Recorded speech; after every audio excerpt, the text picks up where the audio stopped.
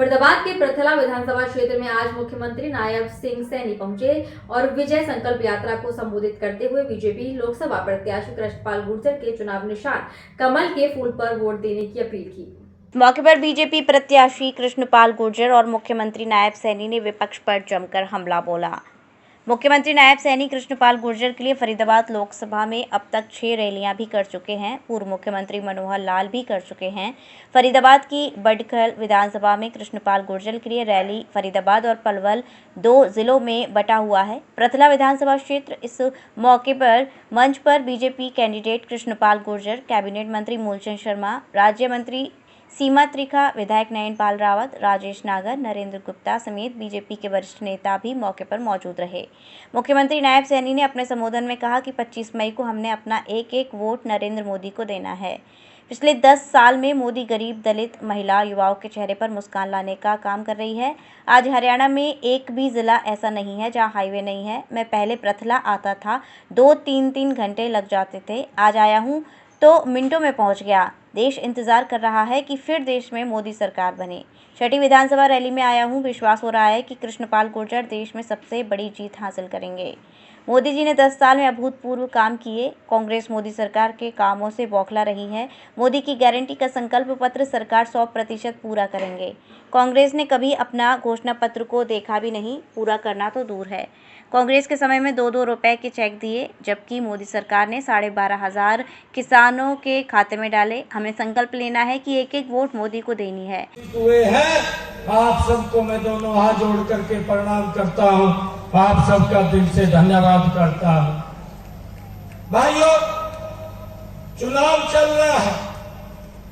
25 मई को हम सब ने अपने मत का प्रयोग करना है और 25 मई को एक वोट।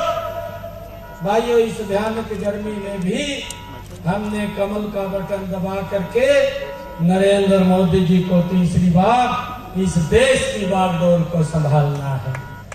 भाइयों, जिस व्यक्ति ने पिछले 10 वर्षों में लगातार देश के किसान के लिए, देश की महिलाओं को सशक्तिकरण के लिए, देश के युवाओं को मजबूती के लिए और भाइयों गरीब के चेहरे पर मुस्कान आए, इसके लिए दिन रात करके इस देश को आगे बढ़ाने का काम किया है। ऐसे हमारे आदरणीय नरेंद्र मोदी जी जो दुनिया में भारत का डंका बजाने का काम कर रहे हैं, मेरी आप लोगों से अपील है, ऐसे व्यक्तित्व को हम मजबूत करें। रास्तों को सुगम करने का काम ये नरेंद्र मोदी की और डबल इंजन की सरकार ने किया है। मुझे खुशी है, आज मैं सुबह दिल्ली से पृथला आया हूं।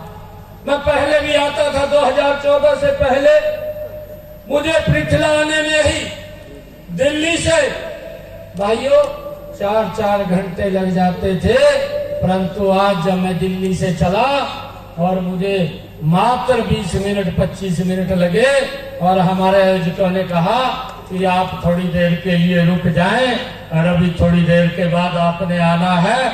ये कमाल अगर हुआ है तो ये नरेंद्र मोदी जी और डबल इंजन की सरकार के अंदर हुआ है। भाइयों, जो सड़कों का रोड, जो इंफ्रास्ट्रक्चर भाइयों आप लोगों की सुविधा के लिए इन 10 वर्षों के अंदर खड़ा किया है। साथियों, हरियाणा को तो माननीय प्रधानमंत्री जी ने अभी पिछले दिनों आए थे, उन्होंने एक बड़ी सौगात हरियाणा को दी है। 2 बार हरियाणा के अंदर आदरणीय प्रधानमंत्री जी आए।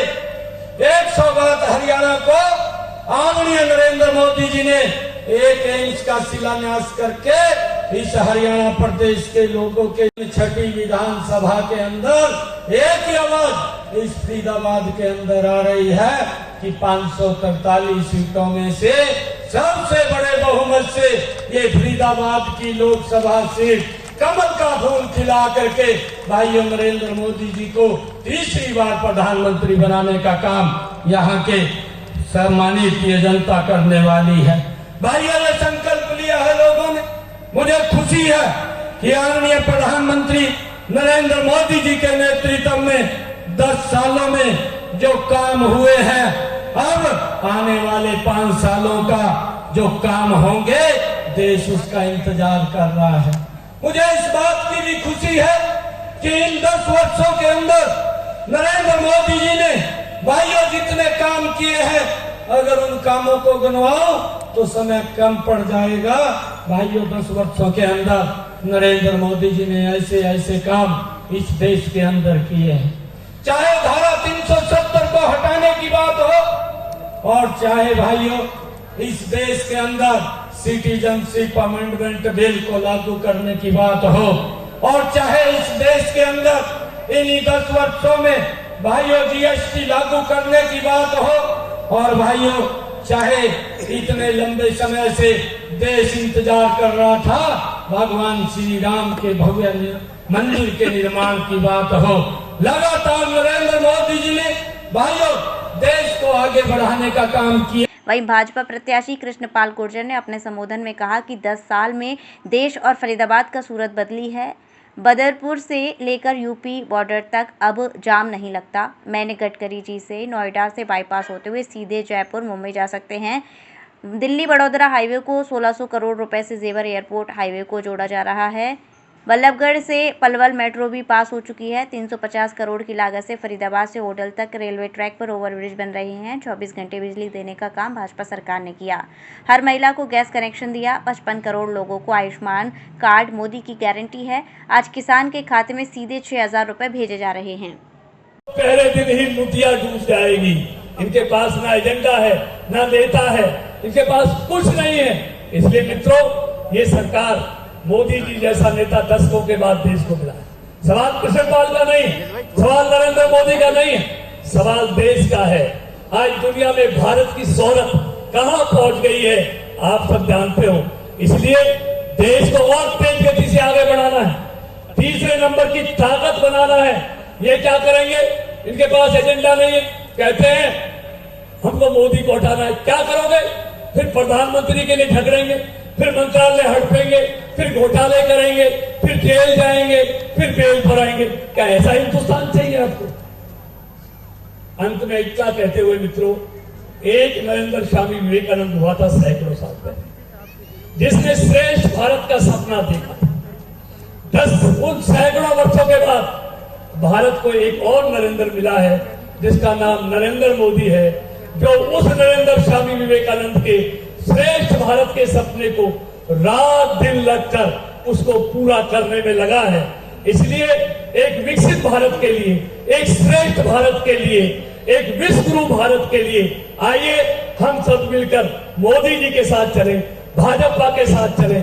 जितना आप मोदी जी को मजबूत करेंगे, उतना ही भारत दुनिया में मजबूत होगा। सभा में क्या क्या हुआ है मैं विस्तार से कहूंगा तो शाम हो जाएगी। आप देखिए, इस फरीदाबाद में कब का एशिया में नंबर 1 का शहर होता था। 50 साल इस देश में और प्रदेश में कांग्रेस ने राज किया, लेकिन इमारत होता था, और उसकी हालत भी क्या होती थी हम सब उसके चश्मदीद गवाह हैं। हर चौराहे पे जाम लगता था, अंधेरे में डूबा रहता था। लेकिन मोदी जी और मनोहर जी के आशीर्वाद से, नायब जी के आशीर्वाद से आज हाईवे की तस्वीर देखो, और जहां जहां अभी कमी रह गई इसमें पलवल पूरा एलिवेटेड दो। अब फरीदाबाद से होडल पहुंचने में कितना समय लगता है? जितना समय लगता है इतना तो पलवल में लग जाता था आपको निकलने में।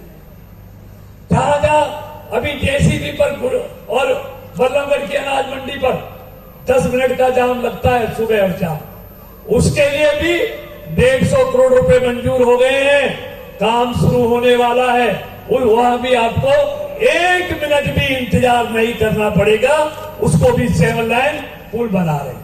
बगोला में बन रहा है, मीटर और औरंगाबाद में 55 करोड़ का टेंडर लग गया है, मुंडकची में 30 करोड़ का लग गया है। यानी कि कहीं भी 2 मिनट हमारे फरीदाबाद लोकसभा के लोगों को गाड़ी को ब्रेक नहीं लगना चाहिए। एक नहीं, दूसरा हाईवे दिल्ली, फरीदाबाद, बड़ौदा, बॉम्बे, जो दिल्ली और धौला कुआं होके गुड़गांव होके सोना निकल रहा था।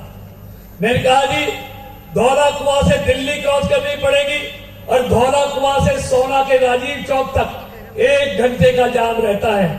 तो उत्तराखंड, उत्तर प्रदेश, पूर्वी दिल्ली, हरियाणा, पंजाब, जम्मू कश्मीर, हिमाचल, ये सारा दिल्ली के जाम से गुजरना पड़ेगा। आप एक काम कीजिए, मैंने माननीय नितिन गडकरी से कहा कि आप अपने वहां से DND सराय कालेखा से इसको कालंदी कुंज होते हुए 37 सेक्टर फरीदाबाद से बाईपास से निकाल दो और कैली से सीधा मिडकोला जोड़ दो हाईवे दिल्ली बॉम्बे में, तो लोगों को इंतजार नहीं करना पड़ेगा, जाम में नहीं फंसना पड़ेगा। 6000 करोड़ की लागत से आज वो बनकर कैली से तो तैयार हो गया है। अगले जुलाई अगस्त तक पूरा आपको इस हाईवे से आप हिंदुस्तान के जिस कोने में जाना चाहें, आप एक हाईवे से हिंदुस्तान के किसी भी कोने में इस दिल्ली बड़ौदा से जा सकते हो।